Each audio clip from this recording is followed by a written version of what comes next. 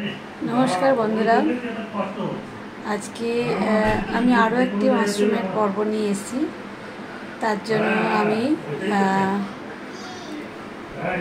Half cup मतो बेसन नियेछि 2 चामच Lanka गुঁড়ো नियेछि half चामच tomato सस नियेछि एकटा डिम नियेछि लवण नियेछि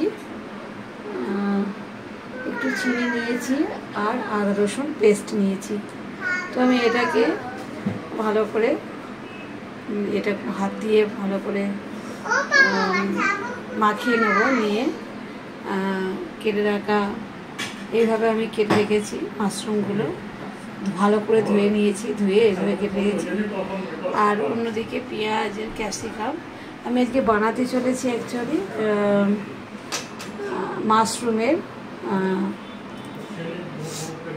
চিলি মাশরুম রান্না করতে চলেছি। তো চিলি মাশরুম করতে আমার লাগবে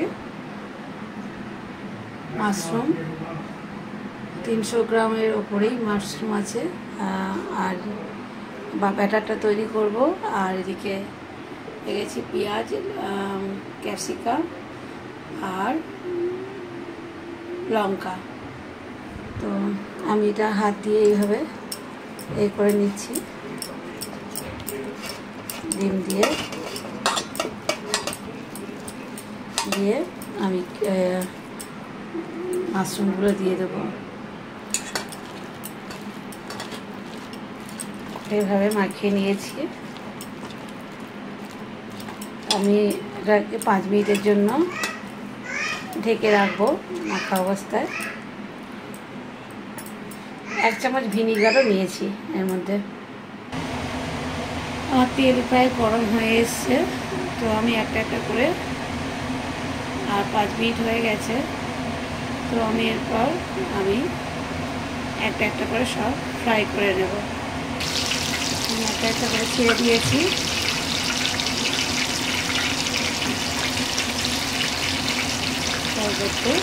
অল্প আঁচটা অল্প দিয়েছি।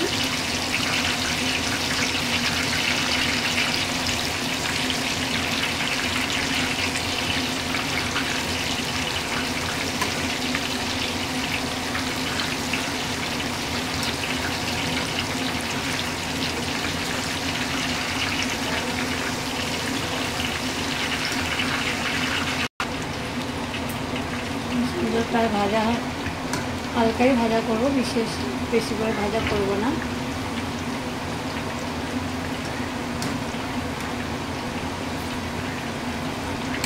মোটামুটি একটু ভাজা করব।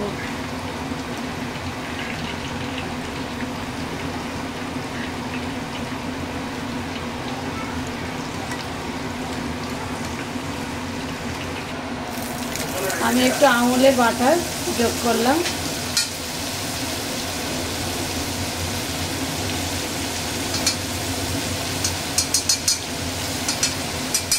আমুলের বাটার দিয়েছি, দিয়ে আমি এটাকে পেঁয়াজ ক্যাপসিকাম এগুলো একটু ভেজে নেব।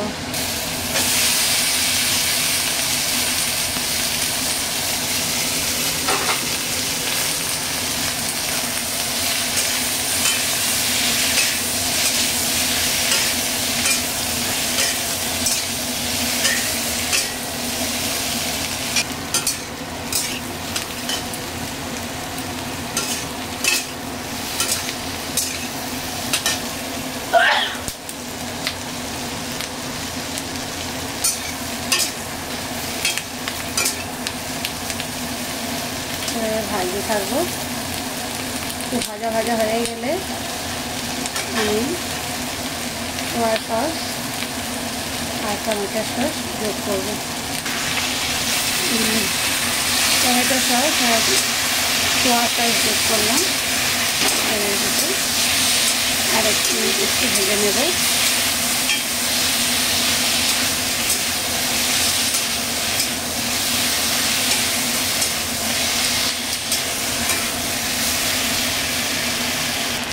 ভেজে রাখা মাশরুমগুলো আমি দিয়ে দিলাম,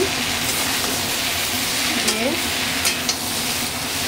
এটাকে একসাথে একটু ভেজে নিলাম।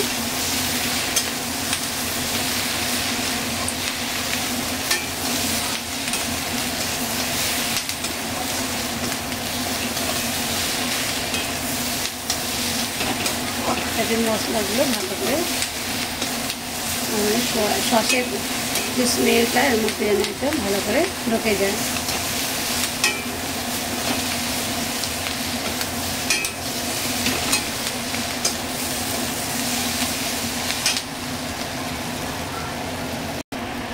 কর্নফ্লাওয়ারটাও দিয়ে দিলাম।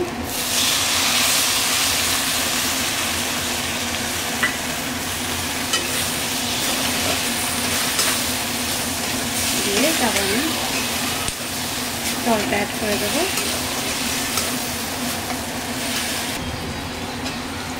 জল অ্যাড করে দিয়েছি, দিয়ে লবণ দিয়ে দিলাম, দিয়ে আমি এটাকে অল্প আঁচে দিয়ে দেবো যতক্ষণ না পেঁয়াজ আর ক্যাপসিকামটা সেদ্ধ হয়। কারণ মাংসটা তো অলরেডি সেদ্ধ হয়ে গেছে, মাংস হচ্ছে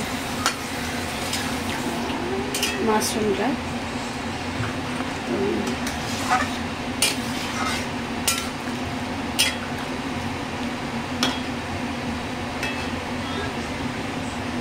এটাকে এবার আমি চাপা দিয়ে দেবো।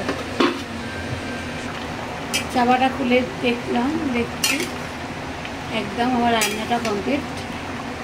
পেঁয়াজগুলো সেদ্ধ হয়েছে কি? হ্যাঁ হয়েছে। ক্যাপসিকাম একদম সেদ্ধ হয়ে গেছে।